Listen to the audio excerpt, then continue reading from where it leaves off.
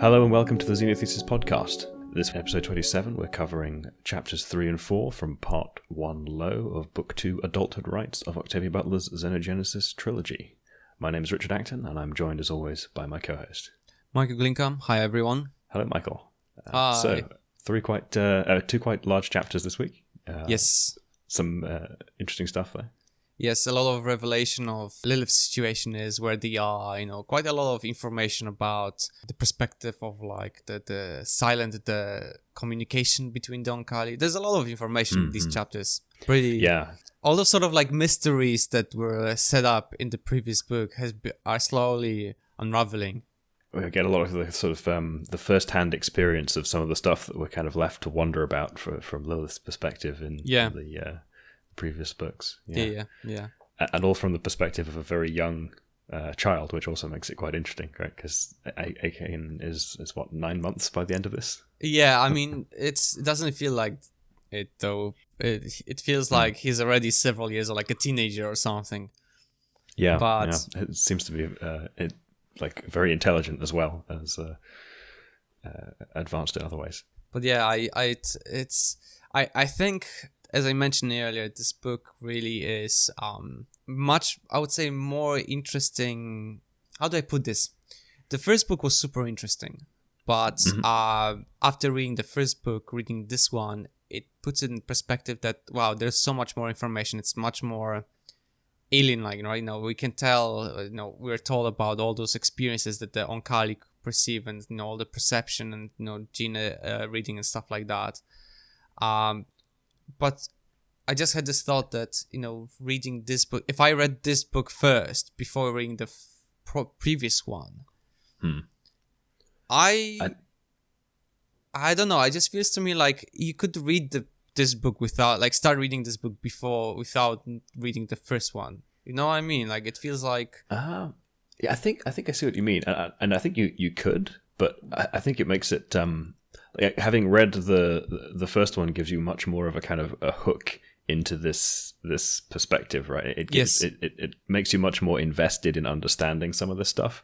So I think if you came to it without having had the previous context, it would be super interesting and alien, but it wouldn't have kind of the same significance because you've kind of had all of this stuff like teased for you at length in the previous book, and now you're getting some insight into it in much more sort of first-hand type feel, which so I think it could work both ways quite well. It's interesting because I just thought that this book really puts Akin is the protagonist of this book, and as much as I'm doting for Lilith, right, it feels to me that Lilith has been now pushed to the side, although in chapter 4 there's more of action with Lilith's side and she's as bad as she was originally, but I don't know, it felt to me like those books together, like if you read 1 and 2 is more interesting because it gives you the answers to the first one,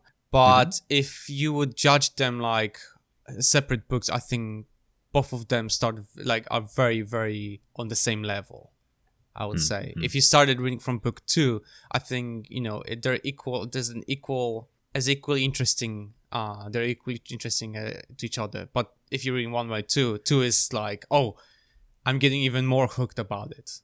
You know what I mean? Yeah. I think that there's some world building done in 1 that I think would definitely help you in getting into 2, but you could probably infer some of it from context. Yeah. But anyway, I just thought that I just found it like because I was like, oh, this is much more interesting book than 1. I was about to say that, or I may have said it before, but when I thought about it, it's like there's a reason why. Because book 1 really set up the nice start and background, and the scene has been set up for us. Now, what happened? The results of the book 1, we see it now. Yeah. I think it's because it's such a change of pace from 1 by doing this sort of switch of protagonist, switch of perspective. It really kind of reinvigorates the interest in the world because it has that fresh view on it. Absolutely. But maybe on that note, let's start with my prediction, chapter 3 predictions. Yes. So the last chapter, I thought that maybe we will learn more about, like, because the chapter 2 finished on still about showing the Akin's perspective on things, all those things he was learning. And I thought maybe that this chapter will give us even further insight on how Oankali, or the Oankali human constructs, as they're called in the books, perceive things, right? Like the more details on the I thought initially it was more about the gene reading than more than the, like, as the book described, the silent communication and stuff like that. So yeah, I think we kind of got a little bit of their kind of microscopic senses, almost, as it were, in the first one, but now we're moving a little bit more onto the kind of the way in which they use their senses in an more interpersonal context. Yes. So it's less about the kind of abstraction. Yes. Yeah. So shall we begin? Yeah. So chapter 3 starts with Akin's perspective on his other family members. First we have Ahajas on the board, tall and broad. She's always felt enjoyment carrying him and pleasure when she was connecting to him. She was the first person to reach to him with more than simple emotions, showing him multisensory images and signaling pressures, and help him understand without speaking words. Thanks to her, Akin understood that Nikanj and Dichaan also did this. Nikanj much earlier, where even when Akin was still in Lilith's womb. I just also showed Akin the girl that's growing, and we are told that Akin thanks to all those conversations, understood the differences between male, female, and the Uloi. Although when he questioned Ahajas about the baby in her, if there's any chance of her being an Uloi, Dichaan, and she would always say that there is no chance. Which is interesting, don't you think? Like, yeah. So they seem. I mean, in the previous chapter, they expressed concern about human-born males, and I imagine they may have a similar thing with the Uloi. Perhaps construct Uloi at all might be a concern for them, given how... It's interesting you mentioned that, because in the book so far we only have the human females, human Oankali females construct, and then we have the Oankali construct males, but there's nothing about Uloi at all mentioned. So I wonder if it's because the Uloi will always stay as an Oankali, or is it because the boundary is now sort of blending one way or another? I don't know. You do know, but you don't want to say. Yes, so I'll say no more on that point for now. Oh, come on. Such a tease. But yeah, so we know here that Ahajas is pregnant with another child. Yes. So it seems like they're reproducing quite a lot. Lilith's family. Yes. It's interesting because later on we get the really interesting news about the whole siblings, Akin's siblings, and the whole family. But we'll get to the. Actually, we'll get to it almost now. So, and then we have the book goes into description of Dichaan. That Dichaan would teach Akin about strangers, his older siblings first, the siblings born of Ahajas and Dichaan becoming more human, and siblings born of Lilith becoming more Oankali. There were also children of older siblings and unrelated people who were more like Lilith than Joseph, and Dichaan proceeded to explain that to Akin about the evolution of humans resulting from centuries of inbreeding, mutation, and adaptation to different environments. And he tells him that actually he will eventually meet his father's people, the Chinese, when he grows older, as their village is southwest. He also tells him that one day he will take him to the ship. And this is when I finally realized that actually all these events are taking place on Earth. And we are definitely talking about several years after the events of Book 1, because we have older siblings, so those kids must be several years old now. So Lilith and the rest are living somewhere in a village down on Earth. And there must be some villages of humans or human Oankali villages throughout the world. Yeah, so that's just kind of slipped in as part of this. We get that reveal that we are in fact on Earth, and not just in another one of those simulated rainforests. I thought maybe that this, in my previous predictions of like where will you be, the time skip, there was I said that maybe we'll be still on the ship when Lilith is nice and pregnant, which was Lilith being pregnant was correct, but that was not her first pregnancy which I thought of, Yes. So a little bit of a fake out on the pregnancy situation there. Yeah. Just to switch you out for a later one. It's interesting how much the thing about these books, and this is what we've talked about before, is the fact that Octavia Butler jumps between the time passes. Sometimes it's weeks, sometimes months, and this time it's years have passed. So yeah, she does do quite a lot of time jumps actually. Which is, some people really don't like time jumps, but it depends on the context, right? It works sometimes. Yeah, because there's one thing about when there's nothing that's happening to the character, you don't really need to describe their everyday life, I went to the toilet, I brushed my teeth, I had breakfast, and day by day the same thing, right? And we know that Lilith was, for example, struggling with getting accustomed to the whole Oankali human life. But the one that did kind of sit a little bit weird with me was the one where Lilith has gone off to do the rainforest training for a year and spends a bunch of time with Nikanj and Ahajas and Dichaan, and we don't really see that because they develop kind of a relationship in that intervening period, and then she's stuck in the room with the new humans, and then there's kind of a sort of a process of revealing to the reader some of the stuff that went on when she when in that time skip. Yes, but I agree on that. We never really get the full picture. We're never told about the whole Lilith's life with Nikanj and Ahajas and Dichaan.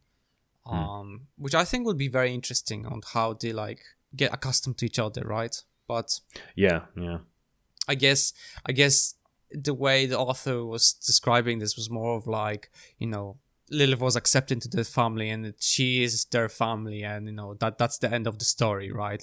No matter what happens, it's she's part of them. I think perhaps it also helped to put us a little bit more in the perspective of the new humans. Yes, because we have this.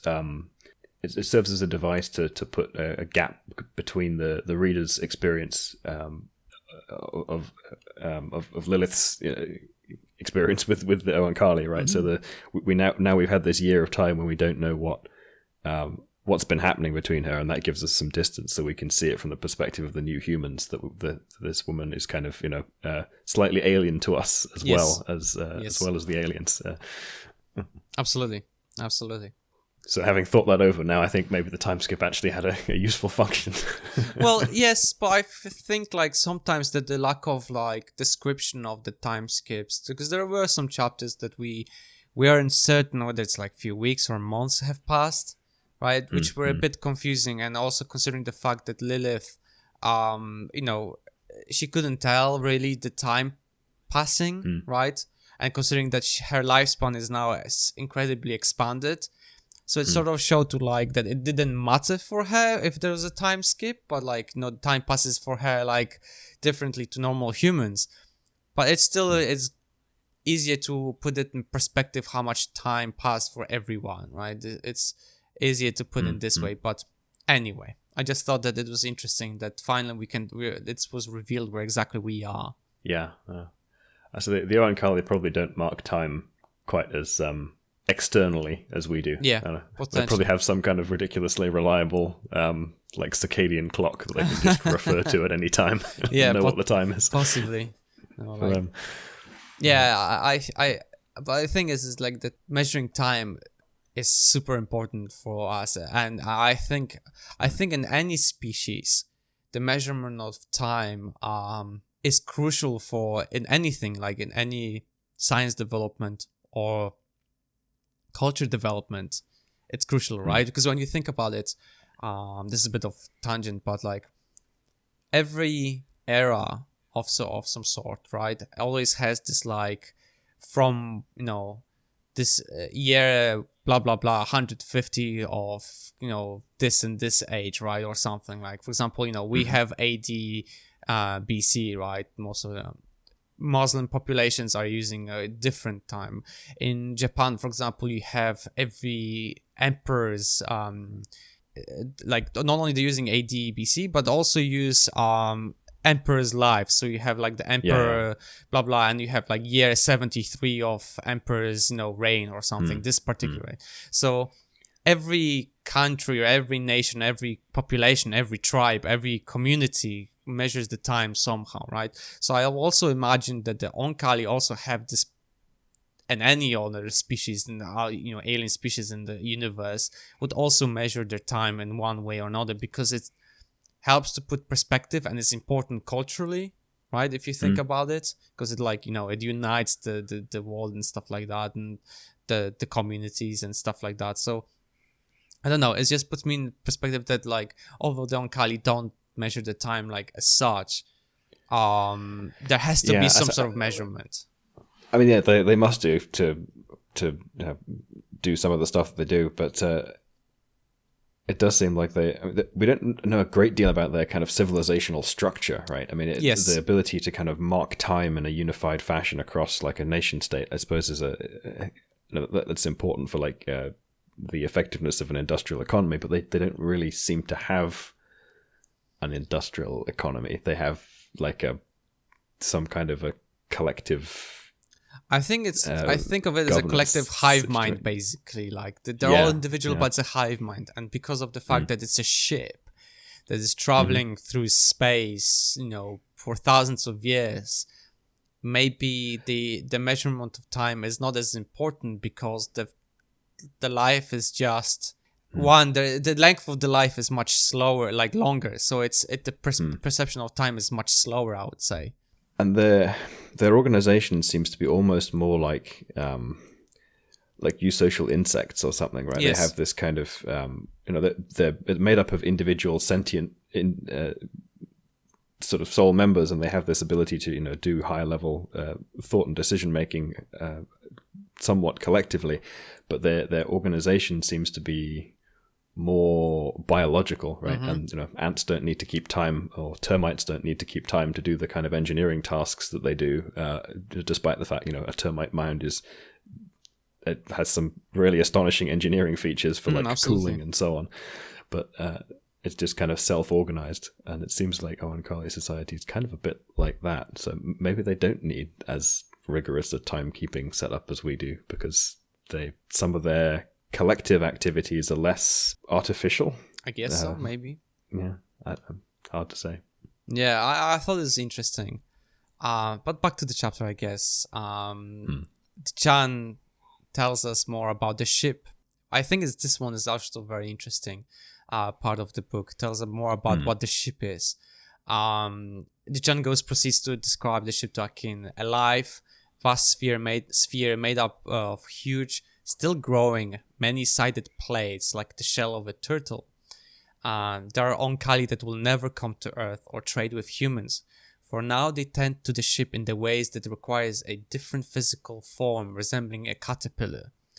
It's an adult Oankali that cannot talk. It communicates in images in tactile, bioelectric, or bioluminescent signals, pheromones, and gestures. It can gesture with 10 lips at once, but it cannot speak, and it's deaf. It needs to live in places where there's a great deal of noise. And we are told that Dichaan's grandparents had that shape. Akin sort of felt sorry for them, but Dichaan tells him that they're very close to the ship. They're this natural form Akin's form is, and they're its companions helping the ship and communicating with it. And one day, once Akin is older, Dichaan will help him communicate with it as well. So this was what I thought very interesting, because we're told more about the Yeah. ship. It's a sphere, which makes sense because it's probably the most energy efficient shape for an organic being. And then that there are some pure Oankali, I would say, that will not trade and preserve the species pureness, right? But this is what one thing is like. One, we have this caterpillar Oankali that will just tend to the ship. But also, like, it felt to me that they have this pure species of like pure Oankali species that will never trade. So that sort of pits, like, I don't know if I'm correct, but like, if humans, I think it's probably one of those situations where they're not like directly interbreeding with, but they will kind of end up with some gene flow between the populations eventually, like a ring species.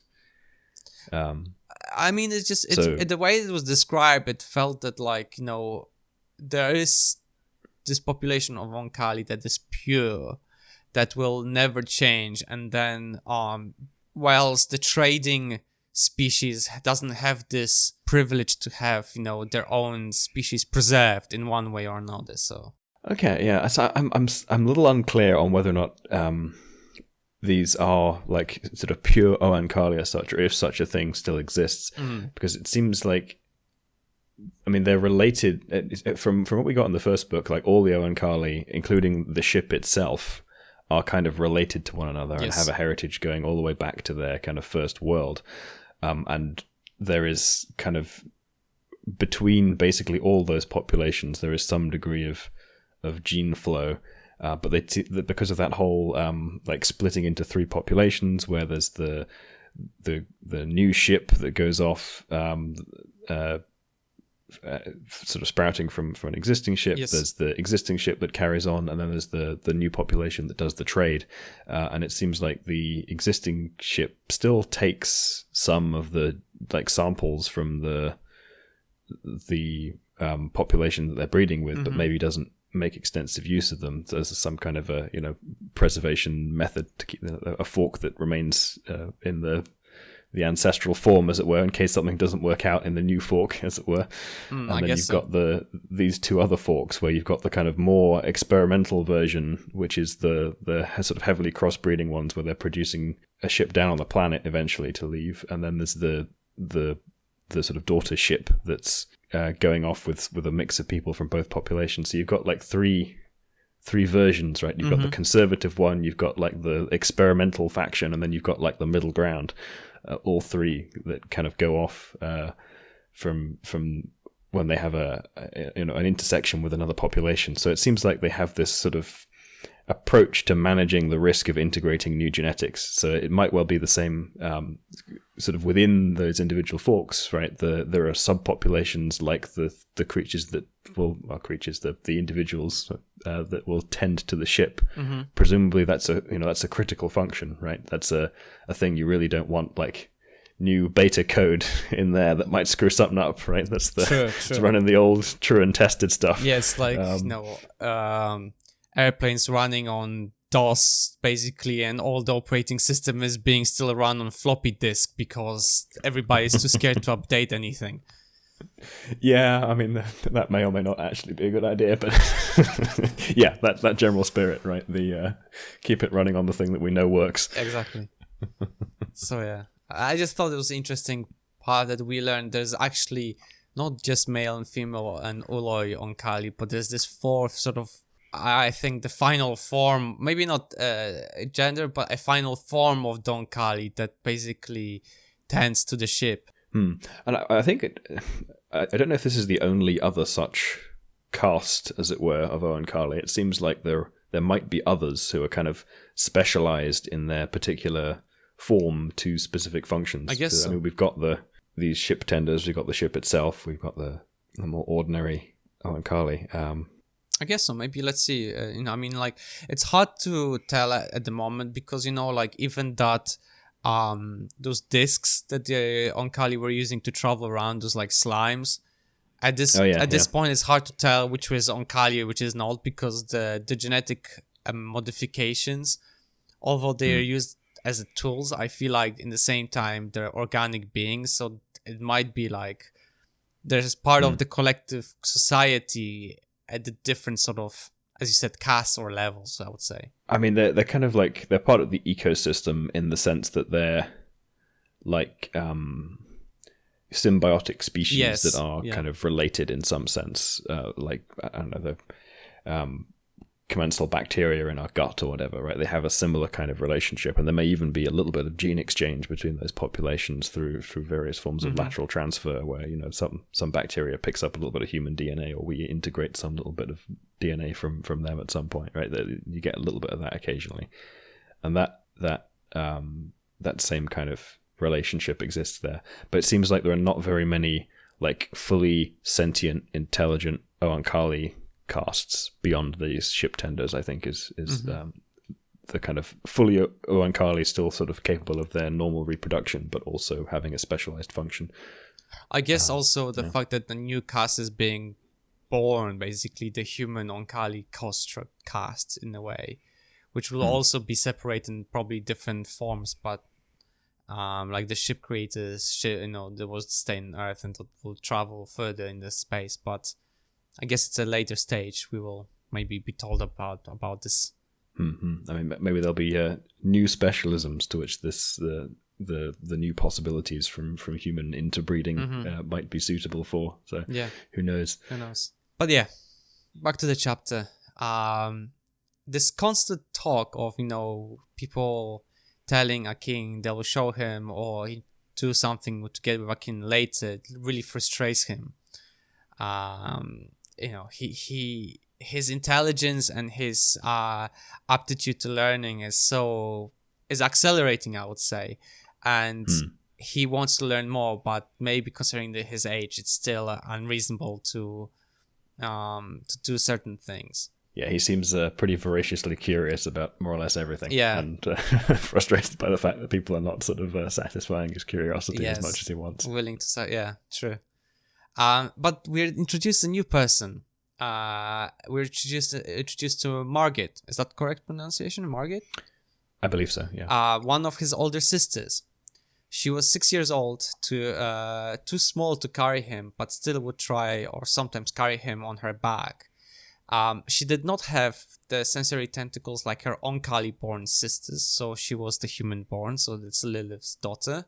Born from Lilith, but she had clusters of sensitive nodules that would probably be tentacles when she grew up.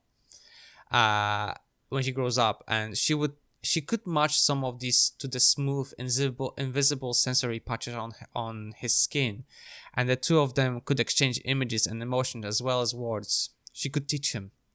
That's what the book says, and we're told from Margit's perspective about the humans.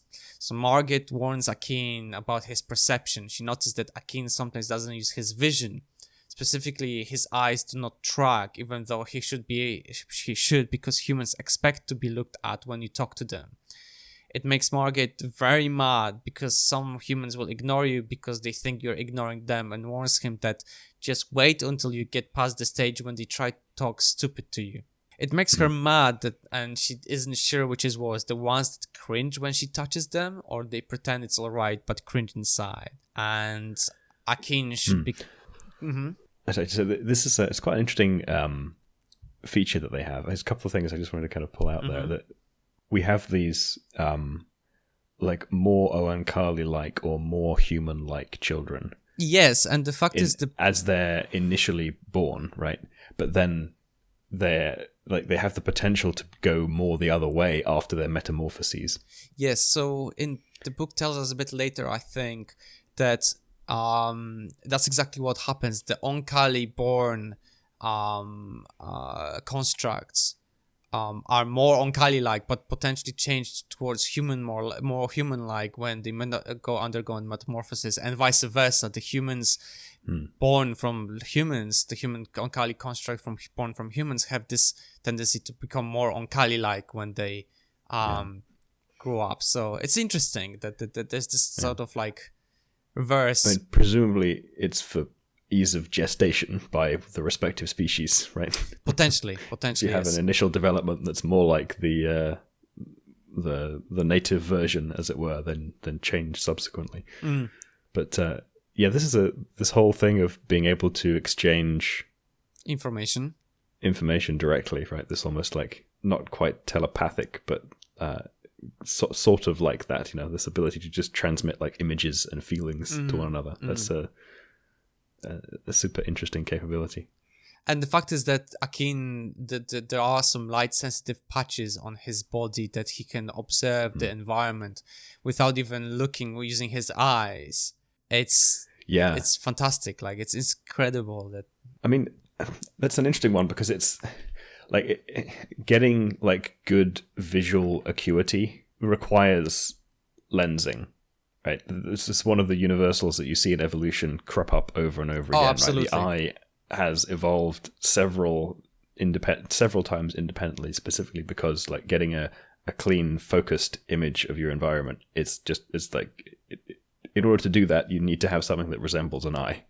Yes, exactly. You need something that will focus the light coming to your basically where the receptors are, so that you get as much information. The resolution is as high as possible, so you can distinguish the details. So the light patches might be something like more of a like you start with like a light sensitive patch, and then you get a pit because you can start to do some direction of the light by having just an opening, and then that becomes a lens to do focusing. Like, so you always get the same pattern because the pressures are the same every time. Yep. But it means that you end up with this kind of weird. Like in this case, it seems odd that from that perspective that he's able to like do as good a job effectively with like other parts of his body as he can with his eyes. Although I suppose maybe it's just because his eyes are not his like ability to focus is not fully developed in his eyes yet, because it takes a little while for babies to get that. That's potentially one reason, but I guess maybe it's more of the fact that although he can perceive where the beings are, doesn't mean that it has to focus on them, right? It's just like, true. I know who's talking to me because I can see them with my body, right? So I don't have to really turn on them. I know how they look. So that sort of perspective, right? And conversation, like supercharged peripheral vision. Basically, like just like if I'm imagining more of like an owl just twisting its head 360 degrees, just like looking at you, and then like but that someone's there, right? So I feel like it's more of like the perception of movement, sort of thing, and rather than like a proper visual perception as we experience it. Yeah. Have we ever drawn a parallel to James Cameron's Avatar for some of this? I'm sure we did. Like, I don't know if we've done that yet, but I feel like we must have at some point. It feels like it should have come up somewhere, yeah. But it does seem a bit like that. This whole kind of ability to like plug into other people's sensory systems. Blue alien sex with the I'm not gonna go there.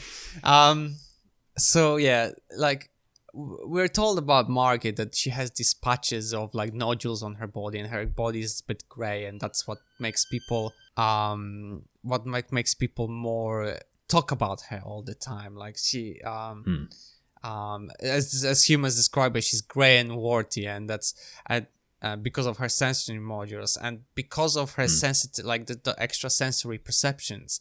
And we're told that she can like listen to the whispers of human whispers, even though she's not trying to. And all the conversations she's hearing when she's around is that, like how she looked and how awful and blah, some people laughed. And it just feels to me like, yeah, humans are assholes on this perspective, and they never change. But the fact is that like it's incredible the fact that she can perceive all that information. Yeah, I think the humans are just kind of, they're very sort of miscalibrated about the capabilities of these Oankali construct children, because they're clearly considerably more intelligent and kind of self-aware than an ordinary human child of that age would be, and of course then they have these additional sensory capabilities. Yes. So it's there isn't like a well-developed etiquette. There isn't an understanding of what they're capable of, and thus like what respect and different treatment they're due. They're just kind of, they're applying their human children knowledge to these Oankali human constructs to which it does not apply. But I mean, it's sort of understandable, because our brains are any sort of deviation of the normal, as I would say, right? is often like our brain is just like, oh, this is wrong, right? Like it's not even like, we had this conversation before that we look at things, and even though we don't want to stare, our brain is just trying to compute what is going on because it doesn't match the usual patterns, recognition patterns that we are like evolved to, right? With, right? It's usually just a matter of like survival, you know, like we do it because like if there's any danger associated with like potential, you know, to us, if we see something like this, right? Any scars and stuff like that. So it's, in a way, we have expectations, they're violated, then it throws up an, you know, anomaly detection alarm. Yeah, basically. So double take. I wouldn't say it's, in a way, it's like in a lot of times I would say it's a bad thing, but the bad thing is, you know, gossiping and talking shit because somebody's back, right? That's the other thing, right? So that's another completely different matter. So, but it's especially when it's laid bare by the fact that they can hear everything you're saying. Exactly, and the fact that you know, it's that we know the Oankali human constructs will look different. So it's just I guess it's the humans are still not used to the differences. Like there's no like set patterns of like what potentially could be different about this child, and the answer is we never know. Yeah, these are all pretty new, pretty unique capability sets and individuals. So it's there is no established expectation anymore. Yes. But we were told a very interesting information about the Margita. Margit. Her full name is Margita Vidor Domonkos Kalnikanch Leo. So she had all four of her living parents in common with Akin. Her human father, though, was Vidor Domonkos, also known as Victor, who moved away when he and Lilith got tired of one another. And we're told that Victor does come visit 2-3 times a year to see Margit. Although he doesn't like how Margit looks, he still loves her, which is incredibly interesting. It means that Lilith had another partner. And I dug out from the previous book the description of Victor. So Victor Dominic, or Vidor Domonkos, parents moved from Hungary, moved to US before he was born. 170 centimeters tall, 63 kilograms, missing 3 fingers on his left hand because of an accident with a lawnmower. Intelligent, talkative, understandably suspicious of unseen questioners, and very creative at lying to them. Married 3 times but no children, always blamed the wives but never checked himself. He never broke down or cried, but once, very calmly, said that once he has the chance he will kill his captors. Yeah, which is an interesting choice for a second partner. I mean, like, Lilith. I remember when Lilith was picking up people she wanted to wake up, and I remember Victor was not on the list of to be awakened, right? I think so, yeah. So for me, it's absolutely interesting that she actually partnered up with him. But in the same time, it seems that like they got tired of one another. So, and then he moved away. So I guess maybe it didn't work out quite as well as not as good a match as previously, perhaps. But the fact is that you know, he promised that he'll kill his captors, and we had this conversation about him that he seems to be like quiet but deadly, and who knows what he may do. Yeah, and I think that that aspect of his character is perhaps one of the more interesting ones to reflect what it may say about how Lilith was feeling about the Oankali, right? Yeah. As if his attitude was kind of will kill his captors when he gets the chance, right? But is seeming somewhat willing to play the long game, although he's kind of tipped his hand there. Yeah. But it's interesting that, like, for me it was like, wow, okay, Lilith, interesting, because but I wonder, because now I mean, I guess Lilith, you know, and like that they chose each other, right, in a way. At least I hope it is, and knows like Nikanj trying to like make her think that she needs another partner for more children or something, but I don't know. Yeah, I don't know if we don't really get much detail of how that came about here. Because the thing is, Akin is Joseph's, right? So this is what I'm a bit confused about now. It just came to my mind. So last book, at the very end, Nikanj tells Lilith that he made her pregnant because he has Joseph's sperm and he can, and he can't store it for that long. Now, we know that Margit is, she had daughter at the time, right? We confirmed that in the previous book that she was pregnant with a daughter. Yes. And we're told now that there are several siblings and that Margit is 6 years old. So meaning that before Akin was planned, there's several years. We're talking several years have passed. So that meaning that Nikanj must have stored that information for quite a long time. That the sperm or whatever, the genetic material. And we know that Akin's father is Joseph because we were told in this book that Nikan showed him the feeling, the touch, the taste, and like how Joseph was.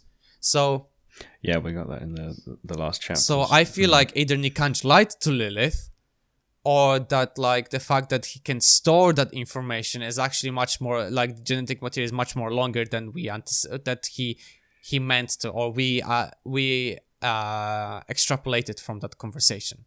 Yeah, so I mean, the Oankali very rarely do that kind of direct lying thing.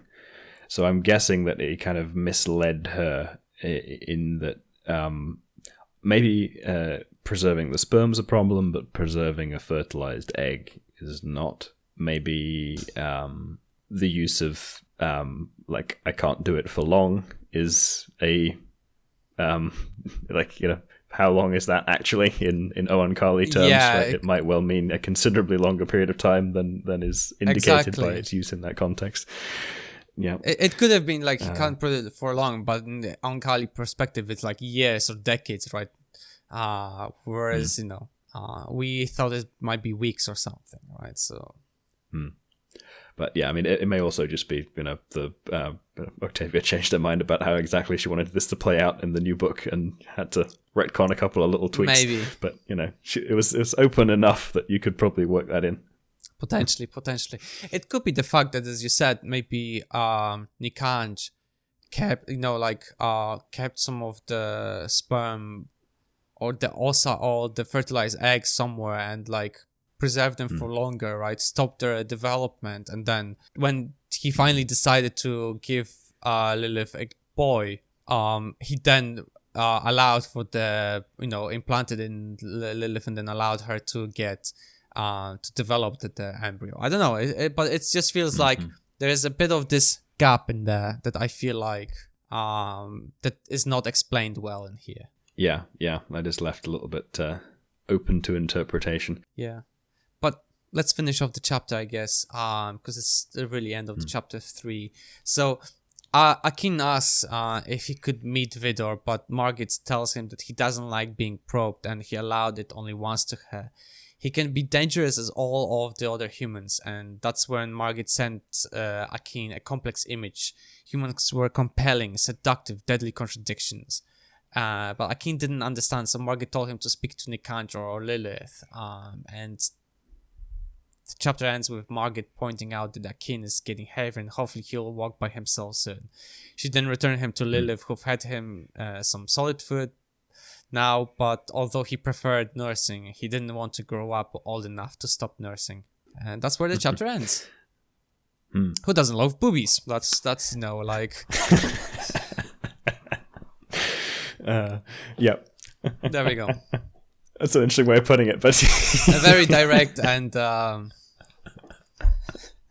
now obviously from Akin's perspective it's more of probing Lilith and understanding her the cells and the gene material and stuff like that. So yeah, I think it also helps to put his age back in perspective, right? It's still he's well, he's 9 months old, so yeah, he's still nursing, but he has sufficient self-image and sort of higher cognitive models of stuff that he can reflect on the fact that he doesn't want to grow old enough to stop nursing. So it's it's a weird contradiction, right? He's got both young and old in the mental sense at the same time. It's a nice contradiction, I would say. There's a lot of people you meet like that where they behave. They're obviously adults, but they have childlike character, and then you have teenagers who want to be adults and become serious. And I think it's a lot of time But Akin is like a very extreme, I would say, version of that. Yeah. It's I mean, there's a bunch of science fiction with kind of, you know, young kids who are like way more intelligent than they than makes sense for their age. I mean, thinking of like Ender's Game, Harry Potter and the Methods of Rationality. I mentioned that one way back at the beginning of this podcast as one of our inspirations. Yeah, we got the sort of the more advanced, intelligent for the age characters. But yeah, this is a particularly extreme example because like 9 months old is very young to be having that kind of cognitive capacity. Absolutely. It's just funny, like the ending was funny. He didn't want to grow old enough to stop nursing. No, kind of endearing, I think. Yeah. But I feel like it's understandable because he uses his tongue to understand the connection, right? To make the connection and understand the body. So it makes sense that he wouldn't want to stop, especially considering how fascinating he finds Lilith, that her body, the genes, as Margit said, they're like humans are compelling, seductive, and deadly contradiction, right? So that's what really makes him want to continue, and he knows that he cannot do it a lot of time because Margit warns him about like his tongue, that it's gray, and he shouldn't be showing it much to humans because humans will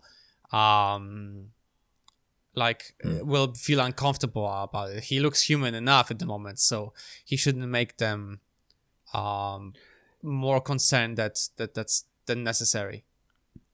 Yeah, and we have this kind of interesting reversal in the power dynamic between the humans and the Oankali here, because we've got these like young Oankali construct kids who are very physically vulnerable to like humans becoming violent, so it puts them at a disadvantage. I mean, whilst the Oankali in the grand scheme of things still have like the civilizational scale power because they're the ones who still have all the high technology and are manipulating the whole situation, but like there are plenty of individual kids here effectively who are in vulnerable relationship to these human adults. No, I agree. It's just the fact is that and the fact is that the Oankali are trying to breed out the sort of aggressiveness from the humans in a way, which also puts the kids in a very peculiar position because we don't know if they have this sort of poisonous stinger as the actual Oankali have to defend themselves, but and we know they're like becoming less and less, making them less aggressive, so the chance of them defending themselves like is reduced, and the fact that they're using and it's easier to spot them. Yeah, they're physically marked as different by their appearance. So yeah, and it's a real sort of contrast from the previous book where having the Oankali view the humans as dangerous just doesn't seem that that's not a common angle, right? I mean, they're kind of treated with a certain amount of caution, but not really considered particularly dangerous in any meaningful sense, right? The Oankali have that physical advantage. They're stronger, they're faster, they have the stingers, and the humans are always kind of in a relatively vulnerable position, excepting when there's that sort of skirmish with the axe, but that didn't last long, right? It's I feel like if the Oankali wanted, they could genetically modify some animal from the earth and just make it like faster, stronger, and then basically unleash horde against the humans. Basically be like bye end of it, like. I mean, they could release a plague that would just kill all the humans, right? Even simpler. I mean, like, it depends on how mentally messed up you are. But there you go. You're the efficient one. I'm the messed up one. Where unleashing beasts on them while you're like, let's just kill them with a virus. There we go. Everyone, now you can tell what type of characters. Yeah, so character insights from methods of hypothetical mass murder. I don't know about this one. Wow, this should be a psychological test. Like, how would you mass murder humans? With a rusty spoon. It's like the Rorschach test, just, creepier. Oh, man. Well, anyway, let's move on. I guess. Moving on. Yeah, moving on. Yep. All you Plague Inc. players out there, we're watching you. Yes. So I would guess my chapter 4 prediction is actually interesting because I forgot to mention that in the end of the chapter 3, Lilith promises Akin that she will take him to a forest, and I thought maybe there will be something happening in the forest, like she takes him somewhere and they meet another human, or those, because we know there are some strange modified animals now they were modified by Oankali to survive the radioactive holocaust on Earth. So I thought maybe there might be some like action or Akin's perspective on like how different the world is. Yeah, well, that was pretty accurate. We did get a little bit of that kind of stuff. Encounter with another human, some action, breaking of a bow, heavy bow, just like a twig. Yeah, it's scary. Damn, Lilith is scary. But anyway, let's start with the chapter. So we start with the description of the village where Lilith and the rest of the humans and Oankali live. We're told about more of like the positions where there's like gardens where they're growing some fruits and vegetables and basically food. And there's we're told that Lilith took Akin to one of the village gardens some distance upriver from the village. And Akin enjoyed the walk because there were new sounds, smells, and sights, and Lilith would often stop and allow Akin touch and taste the new things, or let him memorize deadly things. And interestingly, he soon discovered that his fingers were sensitive enough to actually taste which plants were harmful. And I think it's fascinating that he would be able to like taste something like good or bad in it. But Lilith then says it's a good talent, but he should be careful because there's some things that could cause harm when touched. Yeah. I mean, it's also one of the, I'm not sure I want to be able to taste with my fingers. There's some stuff I want to be able to do with my fingers where I don't really want to have to taste what I'm handling. You know what I mean, like, the filthy things humans sometimes do or touch, it just makes you think like, yeah, probably better not to taste things with your, like with your fingers. At the very least, I want an off switch. Yeah, it's like the joke when, two guys meet a genie and one of them runs in front of the other one and says, I want my friend to have taste bud in his rectum. Right? So it just feels like that, basically. Anything that goes on our hands and we touch a lot of things would be very, disgusting. So I guess, like, but if you touch something and you can taste, like, oh, actually, this could be dangerous to me, right? So I think it's pretty, if it's just that, like, dangerous or not, 1 or 0 input, then I guess it would be pretty, like, for example, you taste a bit of bitterness, or you don't taste anything, right? Yeah. Then that'll be really useful survivability trait. Yeah, definitely. Although it seems like he is still making explicit effort to memorize specific things that are poisonous and are not. So it's there seem to be some limits to that. But yeah, definitely a useful cue to be able to to have available. But we're told a bit more about the nature as well, because Lilith tells that he should be careful with some of the plants because when he touched, because they can cause harm, and she said she will show them to him next time when they cool them, because apparently there's some like maybe through the Oankali modification or the radioactivity, some of the plants mutated, and maybe like, I don't know, poison ivy or something is spreading much faster than they usually do, or something similar to that basically they need to just kill, like, weed out all of those plants before probably every season or something. Yeah, presumably just to make their planting area where they're cultivating stuff they're going to eat safe to walk through. They keep out the stuff that's got contact poisons, which seems like a good idea. Absolutely. But it's interesting that, like, there's areas that now, like, there are plants like that now that but there are plants like that, so yeah, it does make you wonder about how well the human settlements are doing in this environment, right? Because they may not have as much access to this information, which is very interesting, because I feel like a bit late now we are in the point where we are told a bit more about this stuff, because as they were talking, Akin suddenly tells Lilith that he sensed someone between them and the river. and Lilith, like the trained operative she is, pretended to pull a cassava plant and pretending to having a hard time with it while, scanning the area around her for any movement. And although she couldn't see the person, Akin told her it's a man, a human, and a stranger. He says he could sense the adrenaline in him, meaning maybe excitation or fear. But Lilith tells him that it's not fear, because why would he fear a woman or a child, right? So, but eventually Lilith is like, with her super trained ears, like hears him around like a big Brazilian, and he, to which excitedly Akin also responds that he can hear him. But Lilith's like, be quiet and hold tight because she may need to move fast. Okay.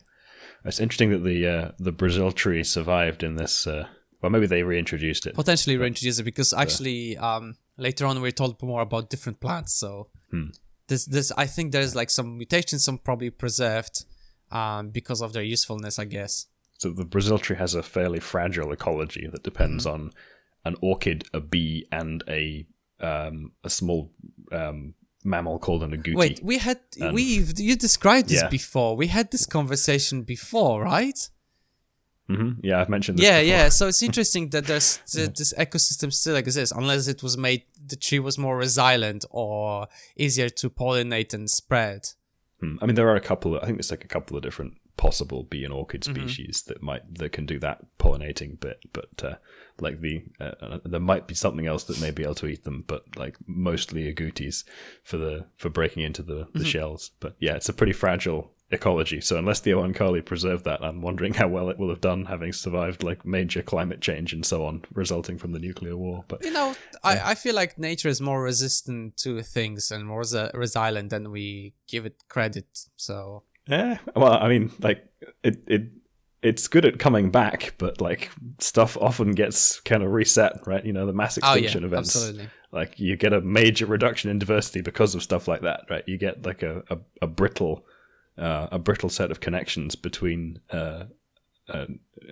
those ecological relationships where they become very tightly dependent, right? You break one of those and you get a chain reaction, collapses in population because of those severed links, right? Hence the massive reduction in biodiversity you get in those periodic mass extinctions. And then everything has to kind of build back up again to that level of complexity, which usually takes several thousands of years to actually regain its original, or at least not original, but go back to the levels of diversity that were previously. But even then, it's fascinating, the fact that like the amount of extinction events that took place on Earth is actually quite substantial, and yet there was still enough preservation of the species to be able to survive and evolve to this level, right? Yeah, there's like well over 90% species loss in a couple of the past mass extinctions, and then we've come back to much greater diversity afterwards.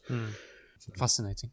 I just imagine like being able to at least, I don't know, not a time machine as such that you can go physically back, but like a time machine that you can observe the past, right? To see what happened, right? That would be amazing. Like I would basically have it 24/7, just staring, just watching, like just what species there, what was going on, like any events. It's just be like. I'm certain I've read a piece of science fiction somewhere that had this as a premise somewhere in the, I can't remember what it was called now, but it was basically like they came up with some kind of weird like light bending thing that would let you observe light incident in from the past by doing some weird light bending thing with the hypothetical physics, and you had like an observatory that would let you just look at a particular point in time in history, and but yeah, it was if anyone knows what that is, let us know, because it sounds fascinating. I would love to read this. I can't remember anything else about the story other than that something like this existed in it, but no. We can look for it later as well, but please let us know if there's if you remember, if you know. Back to the chapter, I guess, to the man, because we are told that the man stopped moving. He stepped into the view, and Akin saw something. He's a bow and an arrow, a resistor. So we are told here I wrote, boom, I was right. There was a group of people who resisted civil war. Here we come. So I predicted there might be some group of resistance, right? Yep, you've been predicting the presence of a resistance since early on in the first book. Yeah. There's a group of people who refuse to live with Oankali, but surprise, surprise, they cannot reproduce because the Oankali block the reproduction abilities. But it's I love that it's called a resistor. The fact that there is and obviously humans that are like that out there, it's just, I was like, finally I was right on the long prediction, and I wonder it's gonna be definitely something more about this later on. So we're told that Akin heard about those resistors, human who decide to live without Oankali and thus without children. Sometimes they would steal the most human-looking construct children they could find, but that was stupid because they had no idea how the child would look like after metamorphosis. Also, the Oankali never let them keep the children anyway. Which makes absolutely sense. Like, how stupid do you have to believe that if you steal a child, it's gonna look... I mean, unless they were able to steal a child and, like, keep them, indoctrinate them against the Oankali, stuff like that, right? But then if you're resisting genetic assimilation with them, and then you're kind of taking the children that are genetically already constructs of the But the thing is, like, if the child grew as a again in a situation that even a child that was stolen by pure humans, kept somewhere in isolation for, let's say, 20 years or something, and told that it was a human, right? And then it encounters an Oankali or another construct, and the moment they touched, and it realizes that, oh, I'm literally one of them, I'm not a human, because the whole plan just breaks like a house of cards. Yeah, that's it's kind of silly and desperate, basically. But yeah, although I don't know.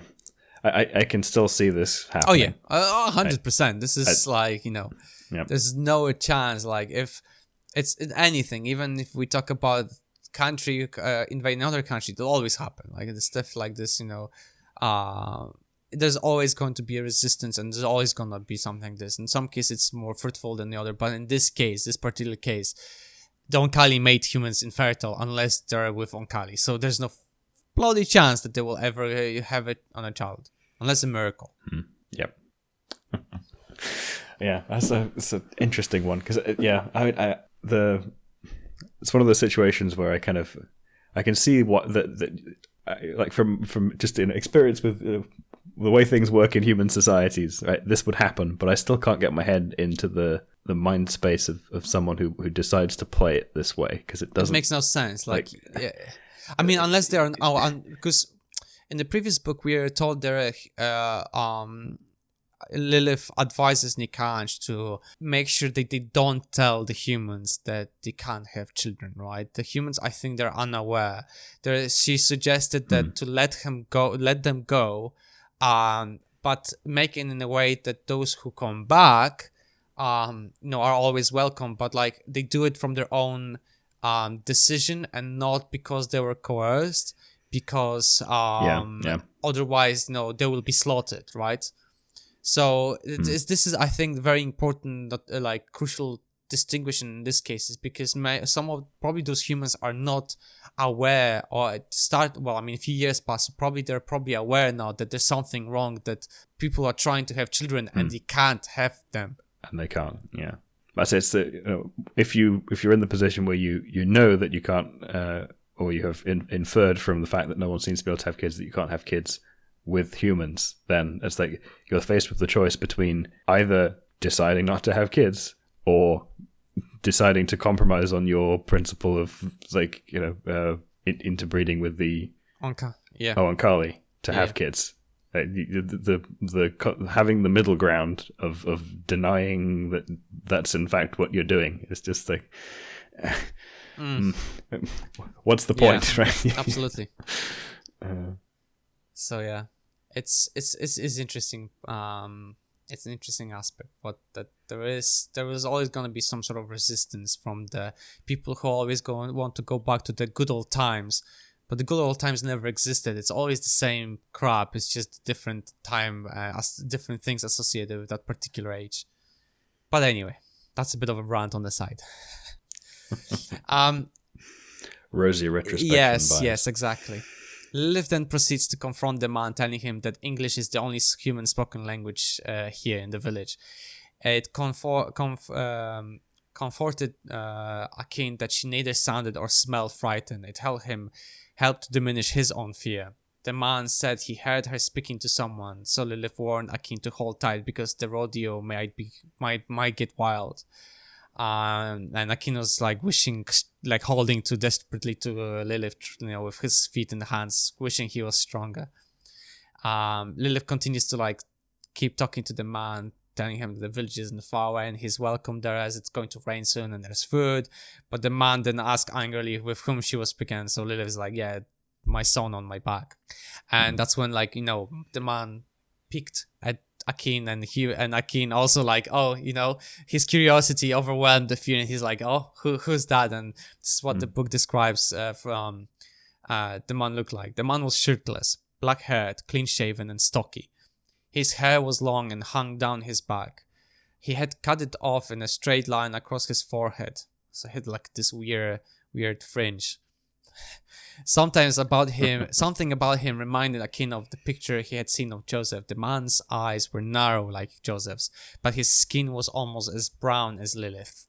And the conversation continued with the man saying the kid looks good, but asked what's wrong with him, to which Lilith goes nothing. Yeah. It's the man, hasn't seen a baby since before the war, and asked Lilith why was she allowed to have a son. As your mother was allowed to have a boy, was Lilith's response. I just love Lilith. This chapter is once she's complete operative mode, then she just completely destroys the man and the conversations. It's just mwah, chef's kiss. Yeah, and it's kind of an interesting way of asking that question straight out. What's wrong with him? It's nothing. What's wrong? What? Yeah, it's a bit of a rude question. Yeah, it's just not rude. It just makes no sense. The question is just what's wrong with him? It's you see a person the first time, and just it makes you feel like shit, basically. Because what's wrong with me? Do I look weird? Do I look I don't know, something's wrong with me? I assume that's what all the other construct children are experiencing, deal with, right? Yeah, because they're often more visibly different in some way. So perhaps there is an expectation, it seems, that they will be different, will have something wrong with them, quote unquote, and have something different about them. But it's not wrong; it's just different in a way. But anyway, this is exactly. Anyway, let's go back to the man's perspective. So the man approached Lilith abruptly, standing straight and glaring, trying to intimidate her. Obviously, it doesn't work on Lilith. She dealt with much worse in the past. He then proceeded to tell Lilith that he's a human. There's nothing Oankali about him, and no one told his parents when and whether they could have kids, and what sex would that kid be, and how was she, i.e. Lilith, allowed to have a boy. Lilith responds to that because she asked, and then faster than light snatched the man's bow off his hands and snapped in half in a twig. And then she's after doing that, she's yeah, then please come to our village, it's just like a boss, complete, as this natural response that saying he is not allowed to go to the village with a weapon. And the man then shaking and says he mistook her for a human because she looks completely human. To which Lilith tells him that she was born 26 years before the war. Mm-hmm. She was human, but she had other children in the village, and she won't allow him to have any weapons among them. And although saying that, she had a machete in her eyes, as the man's eyes notice it, but she proceeds to explain that it's a tool. So Yeah. I mean, I say it is a little bit of a anyway, it's certainly a bit of a power move, but it's also a little bit of an ultimate power move, sort of rude thing to do to someone in the first interaction. Right? A bow's a difficult thing to make, right? That's that's an investment of time and energy. That's an expensive bit of You have to find equipment that she's just like trashed. Absolutely, you have to find a good quality wood that's elastic enough and also strong enough so it doesn't snap under the pull.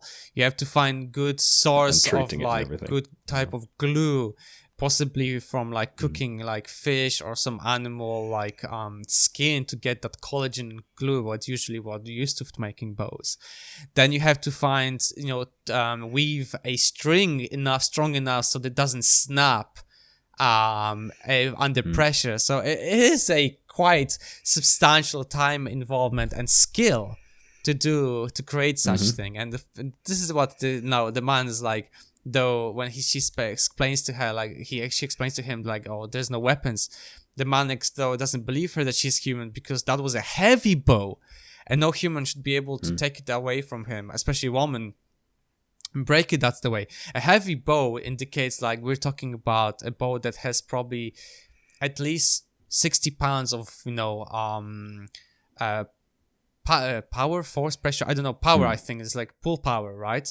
Pull weight is I think the term. So it's whatever the man made, right, is a substantial piece of like a tool that's my heart would break. I personally think if I if someone just if I especially if he made it, if I had made that, I'd have been pissed if someone just grabbed it and broke it. Why? Like I had to find this good quality wood that's elastic enough, and it has to be proper like shape, and like it takes time. And if you make a mistake, if you like carve it too much, and also the tools to carve it out, like do you use a stone knife? That's gonna take forever to make in itself. It's just like, how could you, Lilith? But at the same time, it was a power move. Yeah. I don't know. The guy doesn't seem as put out as by the fact that she broke his bow as I feel like he should probably have been.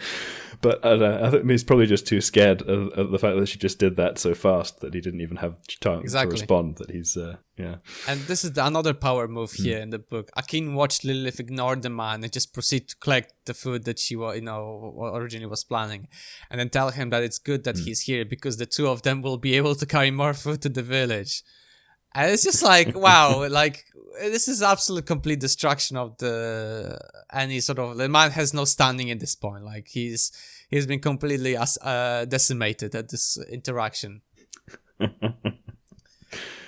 Yep, I think he's been thoroughly put in his place before he's allowed to come in. Exactly. But this is where it's interesting about the previous conversation we had about the plants and vegetables. So one of the things she collected was a quat, an Oankali vegetable that Akin really liked. And then skigi?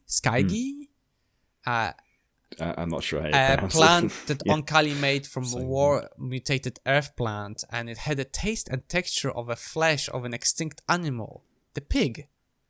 So that's interesting. They made a plant that tastes basically like bacon. Yeah. Basically a vegan wet dream.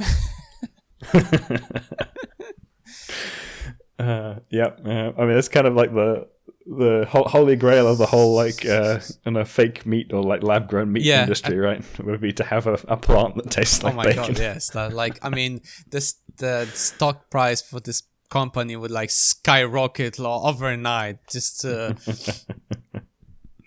just imagine that would be so funny. Like I think the quat, isn't that we encountered quat before in book one, right? I think it was like cheese-like or something. Maybe am I misremembering that?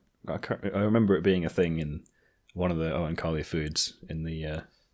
I remember they mentioned something like cheese-like when I think there was something about Paul Titus when she met Paul Titus, and there was like things that resembled. He had like something resembling a burger. But it was all plant-based, but and very similar taste. But I don't remember if there was any name given to it. Yeah, I think it wasn't in that context. There was another reference to it. Yeah, when they were talking about Oankali food. But no, I don't remember, unfortunately. Lilith then proceeds to ask quietly Akin to watch the man using his eyes, and then proceed to go back to the village without even waiting for the man. Another power move. The man took a second, like completely, taken back. He's like, yeah, this lady just broke my bow, completely destroyed me in the mental gymnastics, and now just walking casually away. It's like I have no standing whatsoever. Like here, my social status is just completely had been degraded to a loser. But it's interesting that he actually follows. He just it's like oh, and then he just keeps running after her. Like he wasn't sure what to make of Lilith. He says. But Lilith said to him that it seems to be first time for him to visit the trading village, and which is we're given the name of what type of village or how they call those villages between humans and Oankali. And the man proceeds to tell that he still remembers, cars, TV, computers. I would miss computers if that something happened like that. That was probably the biggest heartbreak for me. That would be a problem. God damn. His parents also remember and want to go back to the pre-war days, knowing though it's impossible, so he left them. Interesting, he says that his parents both survived and are alive, and don't even look older than he does now. He said that maybe they could join one of those trading villages and have more kids, but they refused to do so. And then when asked about what about him, he says he doesn't know. He hasn't seen enough yet to decide. Lilith then reached out to touch his arm as a form of sympathy, but he catches her, obviously, Lilith allowing him to do so, examining her wrist and hand and saying it's like, oh, she is a human because it's like something about the hands. But then after some time, after letting her go, she's saying she's a human, Lilith tells him that, he can just ask people and they will tell him because they have no problem telling what combination they are. He asks if he could look at Akin, but Lilith tells him no, not the way he is at the moment. But the man says that he would never hurt a child, no matter what they are. He then asks again the question, what's wrong with him? But Lilith says nothing, so then he corrects him, says, like, what's different? And Lilith tells him there's internal differences, rapid mental development, perceptual differences, and the metamorphosis. He'll look different, but no one knows how much, because it's first time a human-born male or a construct. Yeah, it's an interesting approach Lilith is taking here. It's just like answering the question flat until you rephrase it in such a way that is actually a reasonable Honestly, question. it's just like Lilith's being on a ball. I love her so much. This chapter is like, you can't be Lilith at this point. It's just like acknowledge that and just move on. The man asks Lilith if the baby can talk, to which Lilith says all the time. You won't shut up. A little shit will just not stop talking. So the man just goes and starts a conversation with Akin, calling him out as a baby, and Akin goes like immediately just like, my name is Akin. What's your name? So the man is like, what? Yeah. Like, how old is he? But Akin like just refuses to answer. So and Lilith says like, yeah, he will answer, but just tell him his name. So the man tells him to introduce himself to Akin, so then he can have the rest of the conversation happening. So even Akin pulls a power move on the man. Like, I just feel sorry. He's just kicking a lying man basically at this point. Yeah. So unless you're gonna, introduce yourself properly and treat me like a human being, I'm exactly not gonna follow the manners of the conversation.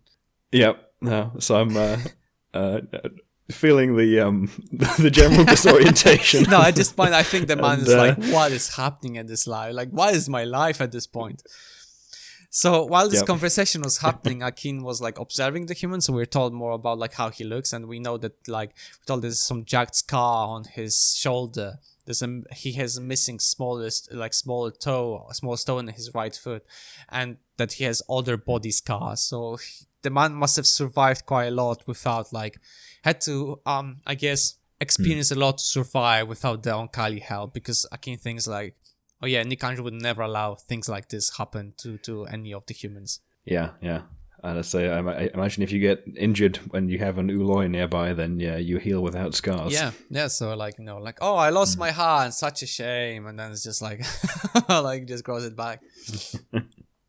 I just imagine those like extreme sports like flourishing in those populations a lot. Just like, oh, I'm just gonna jump off the cliff just without any parachute. Just let's see how it's gonna go. Broken up, the Oankali just heals you up. It's like, oh, that was cool. Let's do it again. Huh? Yeah, that's an interesting possibility, right? The like how much further would people go on the extreme sports thing if they could? Yeah, it's like wasn't it? the Rick and Morty episode where they go to the place with the immortality field and everyone's just Oh like, yes, shooting one yes. And then Morty destroys the field, and suddenly it's like the kid is. I remember it was like kid that was dead, and it's like, ooh, it's just like Yeah, yeah. It's like a 2-second clip that just like destroys you. It's just the same way that everything in Rick and Morty does like, that. oh my god, like, God, oh, that's so dark. Brilliant. So finally, the man gives up and tells his name, Agustino Lil, but people call him Tino. And then Akin goes, "Shall I call you that?" And he's always like, "Sure, why not?" I just want to love like the conversation, the sentences that Akin uses are so like, I don't know, like very adult-like, very like, I don't know, like old man style of speech, and the man's just like really taken aback. Yeah. And then Tino repeats the question about the age, and Akin tells him he's 9 months old, and this is like, okay, can you walk? And and Akin goes, yeah, it's too early for me, but eventually I can stand if I have support, but it's just like, okay, a 9 month old is telling me all this information. What is life? Yeah, it's definitely a confusing experience, especially if he has like. I imagine he has a very childlike voice as opposed to the like deep version that you were doing. But like, yes, it would be very. So very this is weird. the thing, like very interesting, also perspective that I completely forgot about. Like Tino then goes, tries to reach his face, right, and Akin quickly grabs his finger and puts it in his mouth to study it. But Tino thinks it's like, oh, it's good you still have those baby responsive, like still. But in reality, Akin was just basically studying his genetical imprint, and it's like, okay. And Lilith is like, Akin. He's like, okay.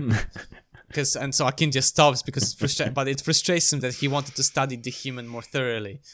And Tino asks Lilith, if Akin is this smart now, why is it going to be in the future? And Lilith tells him that like she isn't sure, to be honest, because the only adult male constructs so far are Oankali born to Oankali mothers. And if he is going to be like them, he'll have so many interests and and they will be so unhuman that he will probably keep to himself a lot. And, and us like, it doesn't really bother her though when she was asked, and Tino says to her that she didn't have to have kids, but Lilith says as it happens she did have to.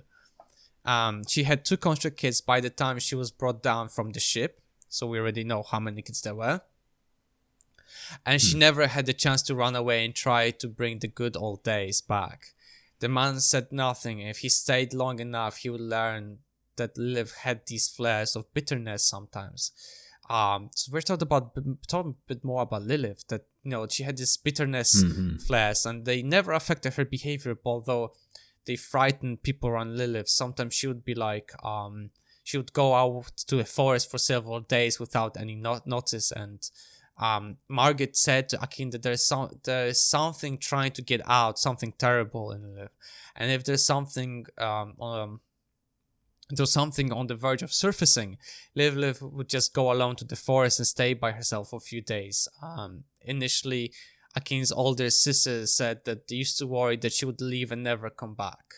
So it's interesting that there's like this, Lilith still is like cannot accept the fact that she, this whole situation was pushed on top, like on her shoulders, and this whole situation with the Oankali and the humans. Yeah, she's definitely still having a hard time with this whole thing, which is entirely understandable. But it's interesting that it never seems to work its way into her behavior in other regards, right? She's never... I mean, we know that Lilith is tough, right?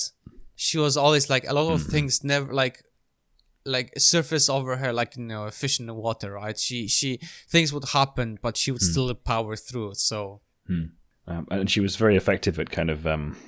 actually behaving in a way that pursued whatever the kind of end goal was, even if she felt very uncomfortable with what she was having to do, right? She was always able to do it, even though she didn't particularly like it. She was always focused on the long-term result rather than the short-term one. Yeah, absolutely. Yeah. Which I think is an interesting trait, that their kind of lack of... acrasia, I think is the word to describe it, right? The gap between the sort of intent to do a thing and the ability to do it. Yeah. She's very good at that. So this is what interesting and like adds to this very description. The chapter ends up with the following conversation. They forced you to have kids? The man asked. One of them surprised me, she said. It made me pregnant, then told me about it. Said it was giving me what I wanted, but would never come out and ask for. Was it? Yes. She shook her head from side to side. Oh, yes. But if I had the strength not to ask, it should have had the strength to let me alone. That's where the chapter ends. And I think this is very first time really an insight of like, not maybe first time, but like of how bitter Lilith is about this whole having children and Nikanj throwing it at her, right? Mm-hmm.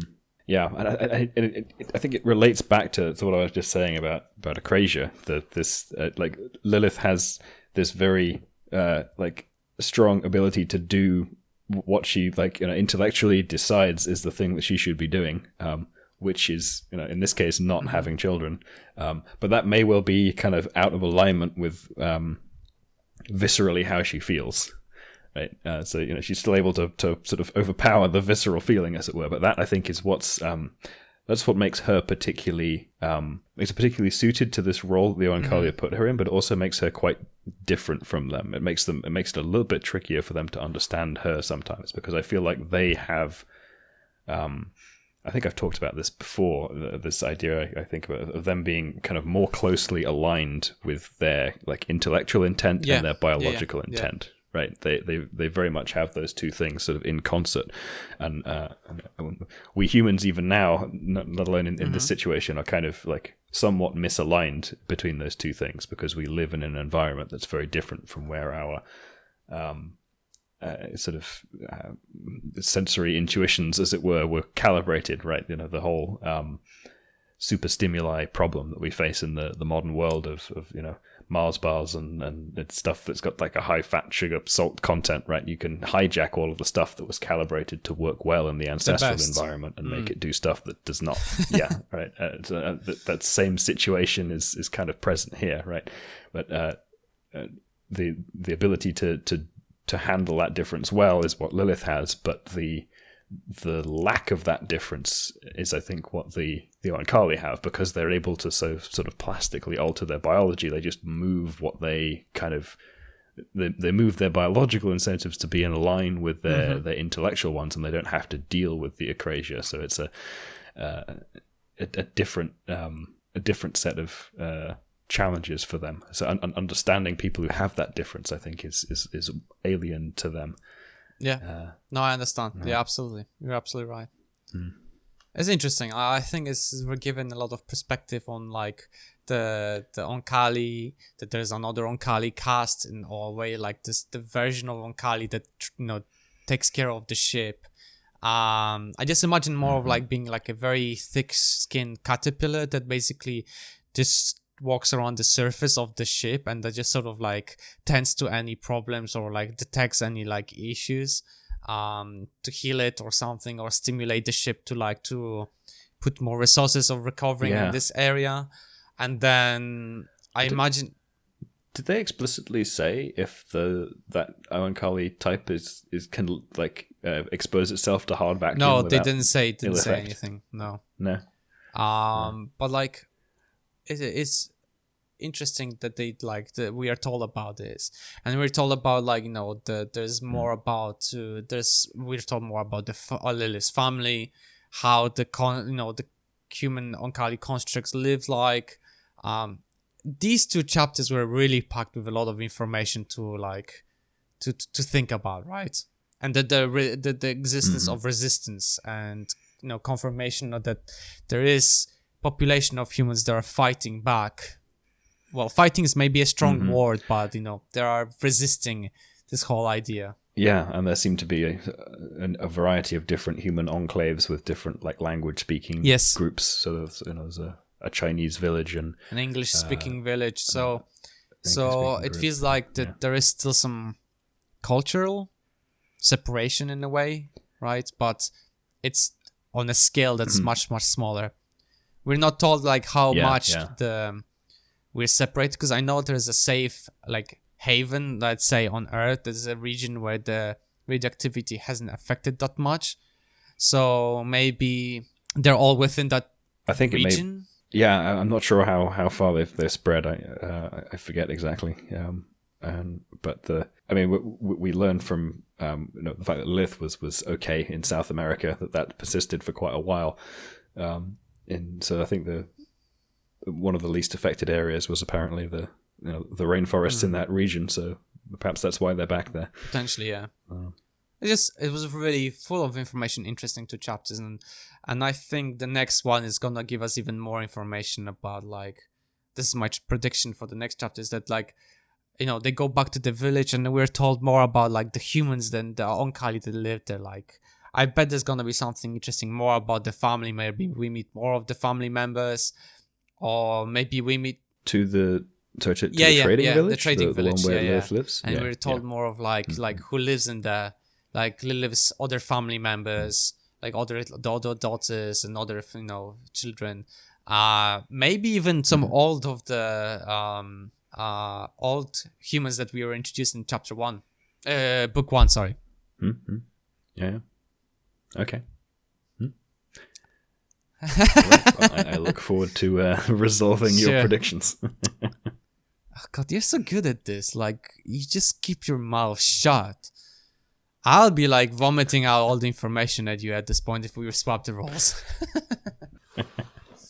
I mean, it helps. It's been a little while since I read these, and I'm rereading them with you as we go. So I don't have Lilith's memory, so I can sound mysterious and just have no recollection of what's about to happen next. Good way to pretend that, like, oh yeah, maybe. In reality, no recollection at all. Good approach to it. Anyway, you never know. I guess on that note, thank you everyone for listening. We're Xenothesis. You can find all the places we upload our podcast on our website, xenothesis.com. I was Michael Klinka. I was Richard Acton. Bye. Goodbye.